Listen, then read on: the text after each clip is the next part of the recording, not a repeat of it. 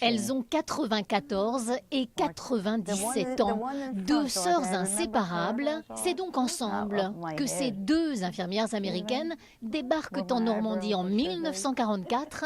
Elles ont 23 et 26 ans. J'ai appelé Washington et je leur ai dit que l'on songeait à s'engager, mais à une condition non négociable, on devait toujours rester ensemble.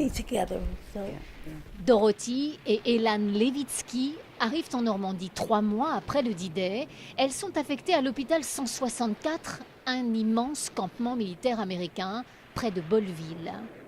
Une année de leur jeunesse à soigner les blessés et une très grande motivation. Je ne peux pas vraiment expliquer pourquoi, mais il fallait que je parte en France. Il faut dire que les Allemands ont tué les Juifs. Oui, Dorothée était très remontée contre les nazis. Moi aussi, bien sûr. Mais ce n'était pas ça. En fait, je ressentais juste que je devais absolument le faire. De cette année en France, il leur reste ce calot de leur uniforme, cousu pour elles, avant leur départ en 1944. Il leur reste aussi beaucoup de souvenirs, ces centaines d'amputations, par exemple, auxquelles elles ont assisté pour combattre les débuts de gangrène.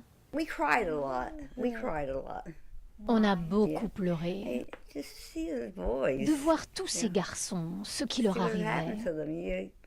On regardait ces gamins qui avaient perdu un bras, une jambe.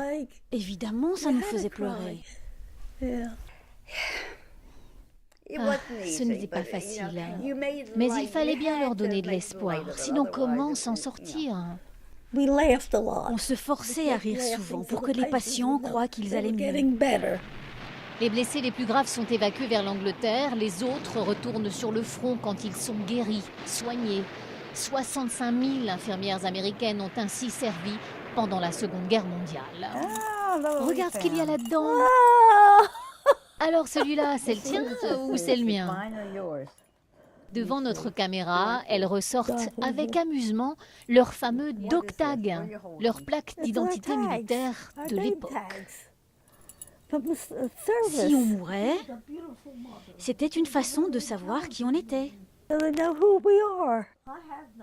Elles sont fragiles, mais suffisamment motivées pour prendre une nouvelle fois l'avion pour Paris.